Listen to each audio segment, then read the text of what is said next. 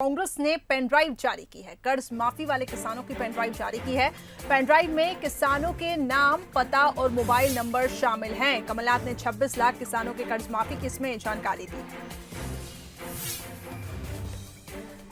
तो भोपाल से ये बड़ी खबर, कांग्रेस ने पेनड्राइव जारी की है। कर्ज माफी वाले किसानों की पेनड्राइव जारी की है। पेनड्राइव में किसानों के नाम, पता और मोबाइल नंबर शामिल हैं।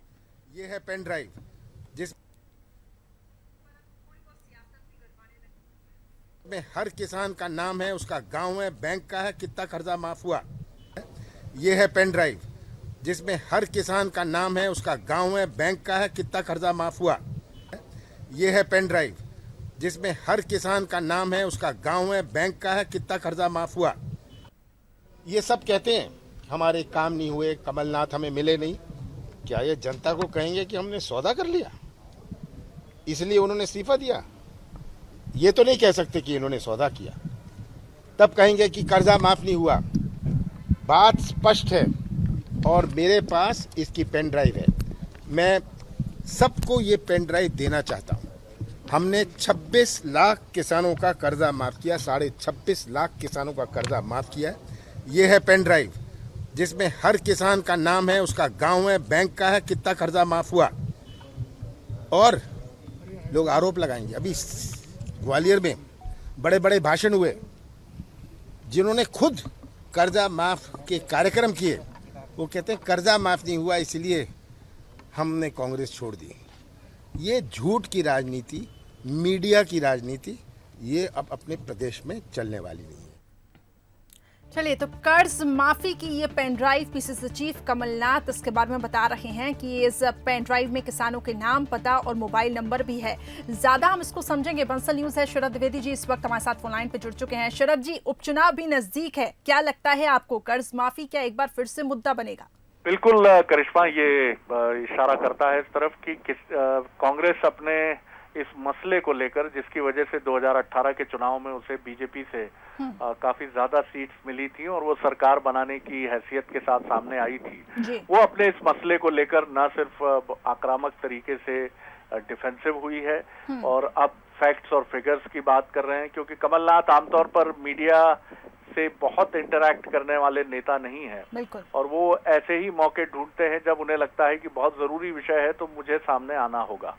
और आज वो पेनड्राइव के साथ सामने आए हैं जिसमें ये बताया है कि किसान कर्ज माफी के मसले को लेकर एक एग्रेसिव स्ट्रेटजी के साथ कांग्रेस सामने आएगी। और जो सोर्सेज से खबरें हैं कि कमलनाथ अपने इस मसले को लेकर, जिसको लेकर राहुल गांधी ने कहा था कि अगर हम कर्ज माफी नहीं कर पाए तो सरकार नहीं रहेगी, कमलनाथ इसको लेकर शुरू से बहुत चूजी और सेलेक्टिव रहे हैं। जो पार्टी के अंदर खाने से सोर्सेज के मुताबिक खबरें हैं कि उन्होंने इसका पूरा डाटा कलेक्शन ब्यूरोक्रेसी के जरिए कराया है और यही वजह है कि अब वो पूरे कॉन्फिडेंस के साथ मीडिया को ये फिगर्स जारी करने वाले हैं और जो कर दिया उन्होंने पेन ड्राइव के जरिए कि इसमें वो सारी जानकारी है जिसको वेरीफाई करने के बाद ही उनकी सरकार जब थी मध्य प्रदेश में, तो इसका मतलब ये लगता है कि आगे भी इस मसले को लेकर वो एग्रेसिव होंगे और किसान कर्ज माफी इस उपचुनाव में भी कांग्रेस का एक ताकतवर मुद्दा होगा। जी बिल्कुल, और ये भी सवाल है कि कर्ज माफी से क्या सत्ता की राह निकलेगी, इस पे शरद जी हम ज्यादा चर्चा करेंगे। उमेश शर्मा जी हमारे साथ बीजेपी प्रवक्ता, योगेश यादव जी हमारे साथ कांग्रेस प्रवक्ता जुड़ चुके हैं।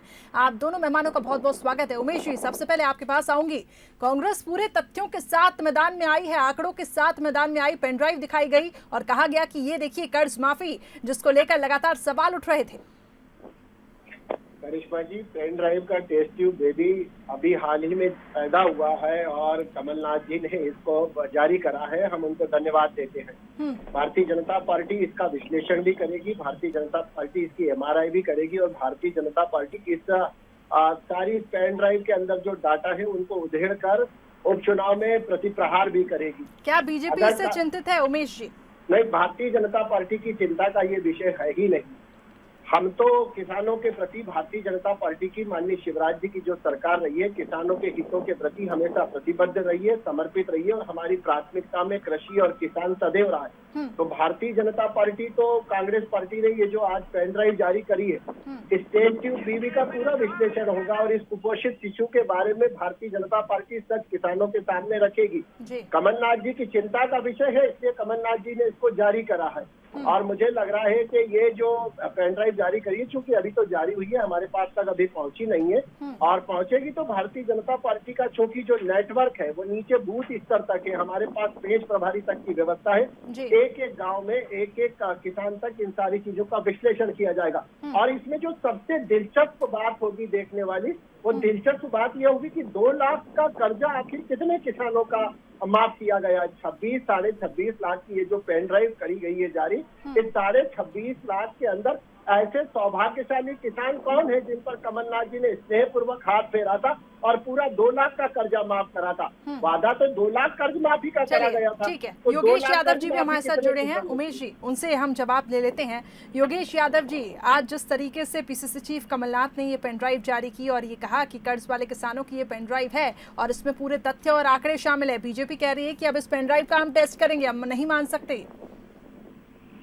देखिए, सबसे पहले तो भारतीय जनता पार्टी के शिवराज सिंह जी से लेकर जितने भी नेता हैं जिन्होंने बार बार चीख चीख कर नारे लगा लगा कर ये कहा था कि कांग्रेस ने कर्ज माफी नहीं की, उनको पहले सार्वजनिक तौर पर माफी मांगना चाहिए।